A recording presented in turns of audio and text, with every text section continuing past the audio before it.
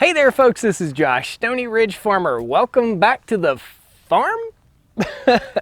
It's car day here on the farm. So I've been washing cars all day long because I've gotten these new covers and I want to get the cars pristine, clean, and put the covers on them so that they stay clean on this dusty gravel driveway and a dusty gravel road that we live on.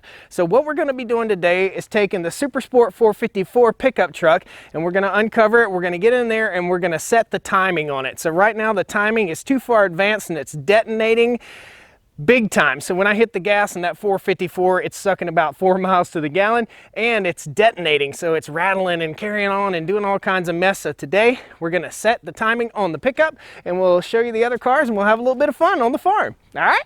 Woo!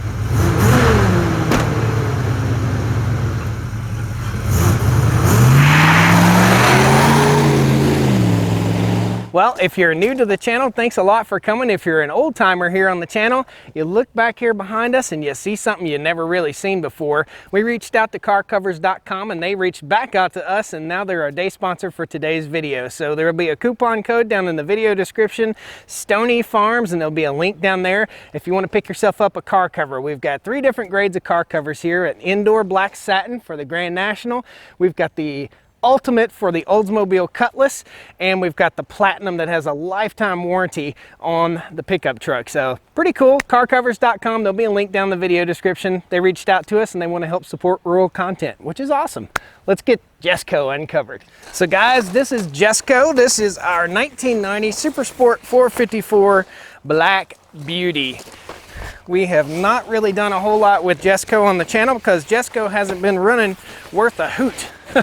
So we're getting Jesco uncovered. This is the most premium. This is the ultimate car cover right here. It's got a lifetime warranty, so we'll be able to keep Jesco out of the weather, which is super duper rad.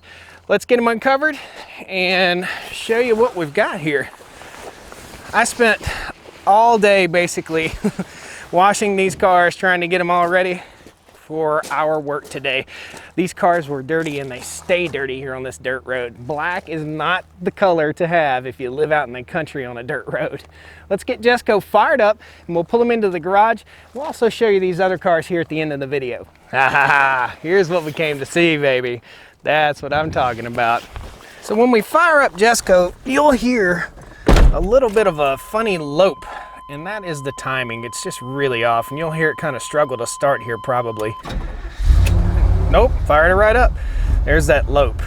So there's just a little lope and there's no cam on this engine, so it's absolutely 100% bad timing. Ooh, there we go. It's a beast of a truck. If I take off from a dead stop and put it down to the floor, I get detonation, I get all kinds of noises, and we just can't have that. We got to get them ready so we can drive them to some cruise-ins this year. Awesome. What a beautiful truck. Let's walk around it real quick. So Jesco is a 1990 true Super Sport 454 pickup.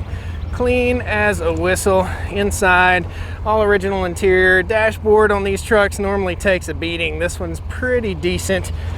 Paint looks pretty good. We actually just had the driver's side painted because there was a dent right above the door.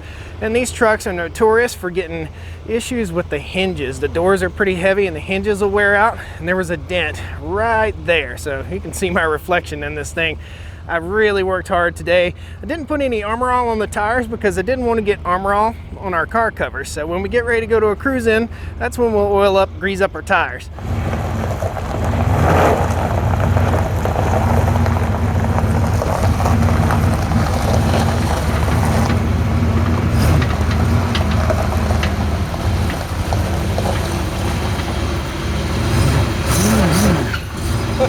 So we're trying to back Jesco into the garage and I run into the same problem with most every one of my cars. This garage floor is slick as snot. So when I gave it a little gas, it just went whee and started sliding. Hopefully we can get it in here. Might have to get a running start.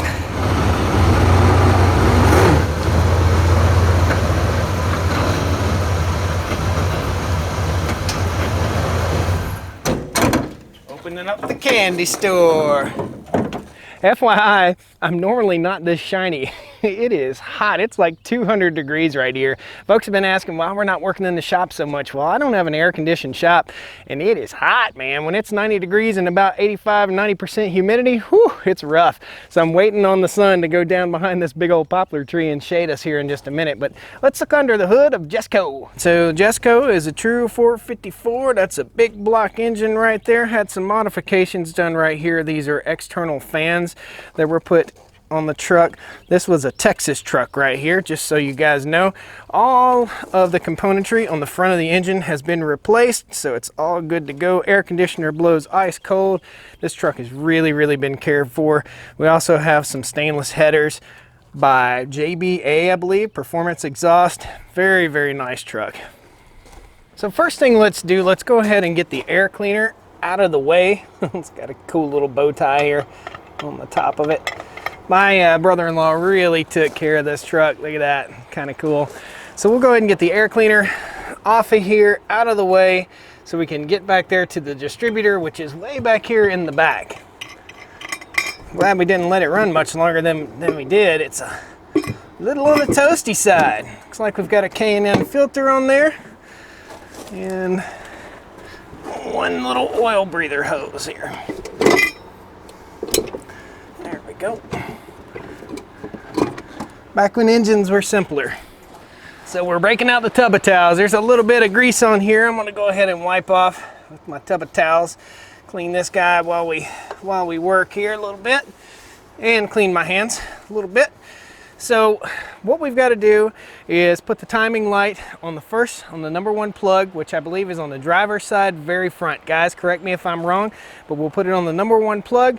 We'll plug it into the battery, and we'll get rocking and rolling. I'll show you the timing light. It's a digital timing light that I picked up at AutoZone. We got our fancy digital timing light here, and basically we're going to install this guy on the number one plug, and it says plug right there, so it points toward the spark plug, and we'll put the positive to the positive on the battery, and the negative to the negative, and we got cords and wires everywhere.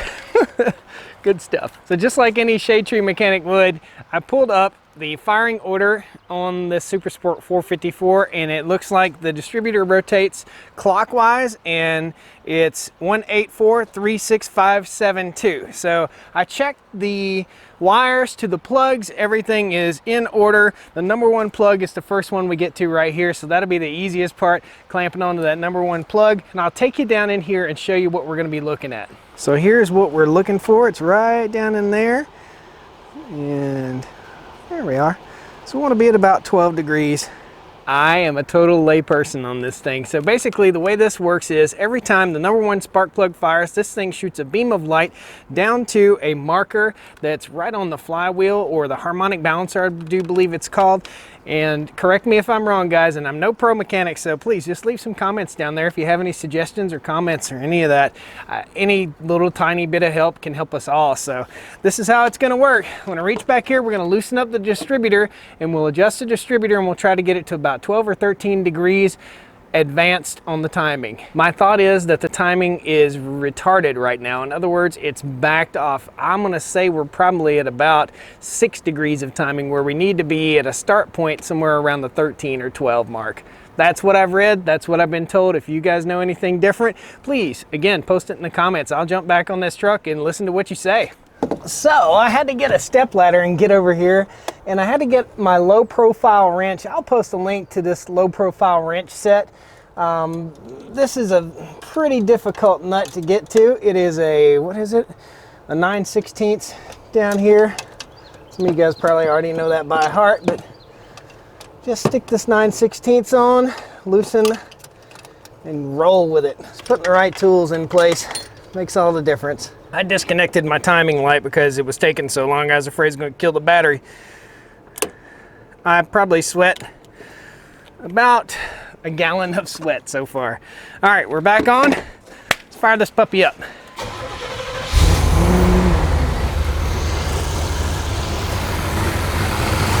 All right, we're running. Let's get you down here and let you see what the timing light is showing.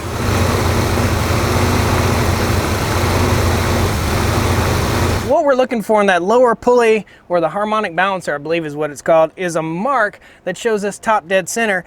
I can't even see the mark, so I'm gonna have to do a little soul searching here to try and find that mark and put a little scratch on it so I can see it with the light. So what I'm gonna do is bump the engine over until I can see that mark.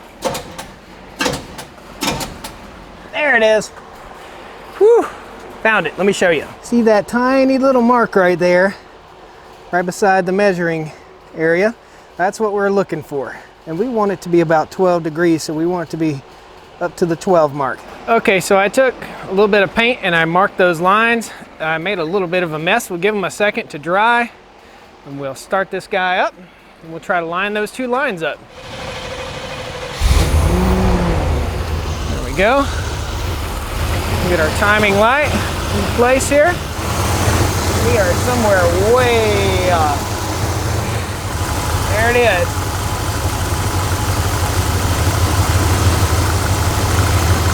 I can see about where I need to be. Oh yeah. Much smoother. Much, much, much better. That's the money shot right there. I don't know if you can hear, but we have a much, much smoother idle now. Throttle's much more responsive.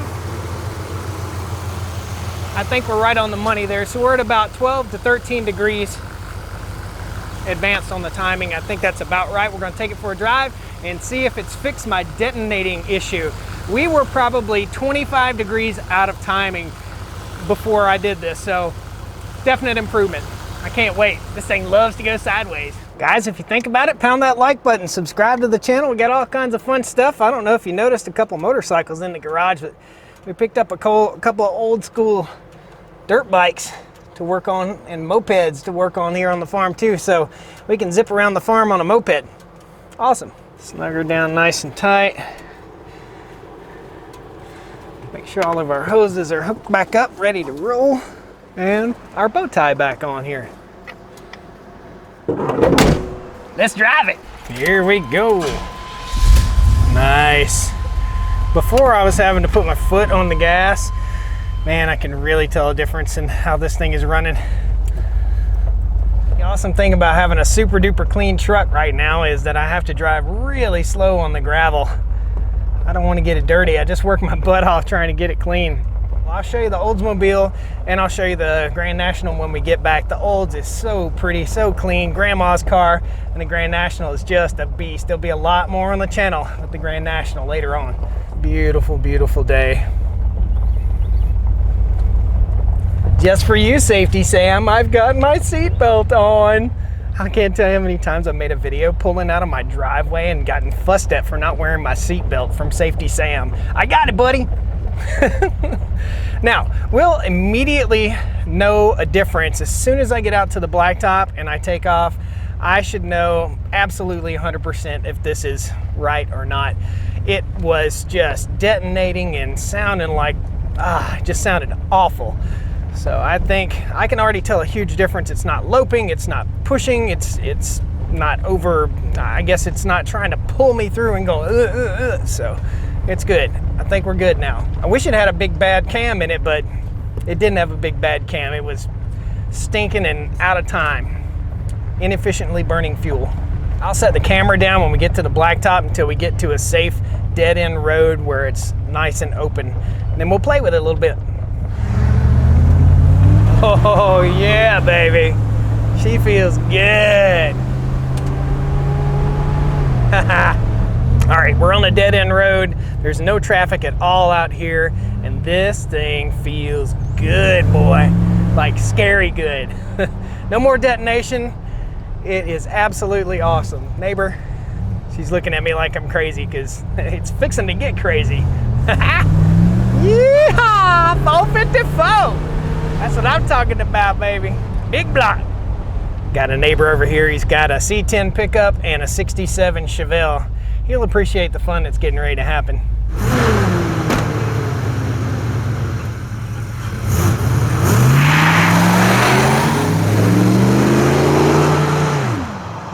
Guys, she's right where she needs to be. It's super sweet to be able to drive this truck to its full potential now. Now, on the scale of I guess, 2019, this thing isn't the beast that these new vehicles are, but in 1990, this thing was an insane monster.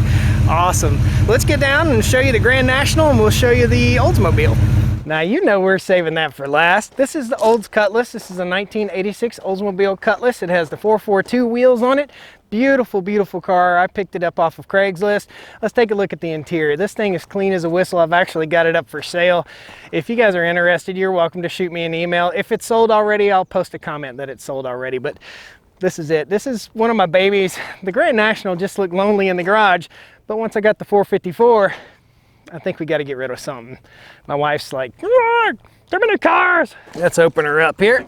Beautiful, beautiful interior. Grandma literally had this car. This is the little bag cover for the car cover. Grandma had this thing. Still got the original no tape deck. Awesome car.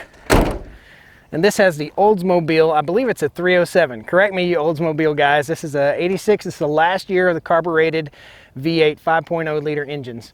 Some of them had 305 Chevy engines, and some of them had a 307 Oldsmobile. This is our 1987 Buick Grand National, intercooled, 6-cylinder turbo. Beautiful, beautiful car. Just a beautiful car.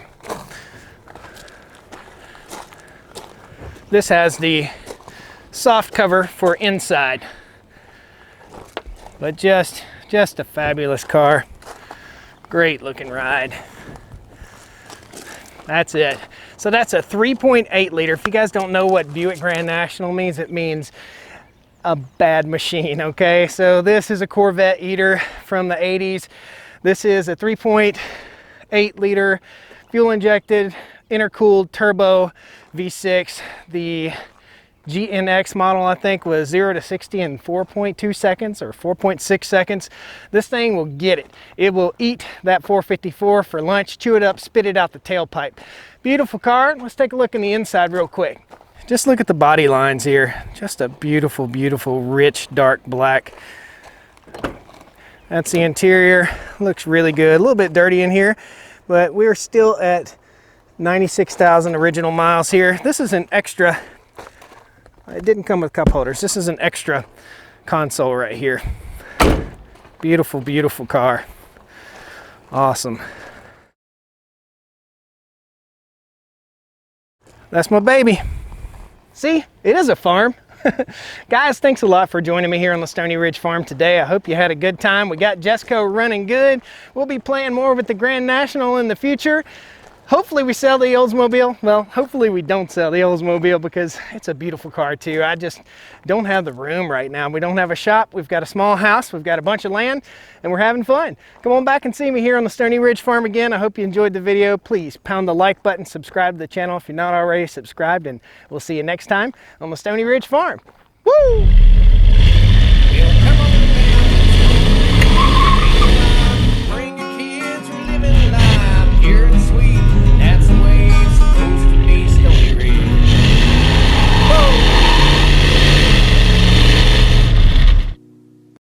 The video. Anybody want a sweat? Is there any sweat I could get? Can I please get an extra order of sweat? Thank you. Getting this thing loose has been the biggest challenge. I know now why my brother-in-law didn't time this appropriately. Cool, there it goes, out on the ground. Ah, something is squoey. Super cool. Ah! Oh, a gorilla. Dude, if you didn't time it right, why'd you put it on so tight? I hope he's watching this video. Zach, why'd you tighten that down so much if it's... The timing is incorrect. Why would you snug it down so tight? Dude, I got pretty strong hands. I don't know. What do you tighten this? Hat and the shades are coming off. Come on, baby. Good Lord. That's completely ridiculous. Ugh. Whew. Sweat. Man, it feels good to have my truck back. See you guys next time.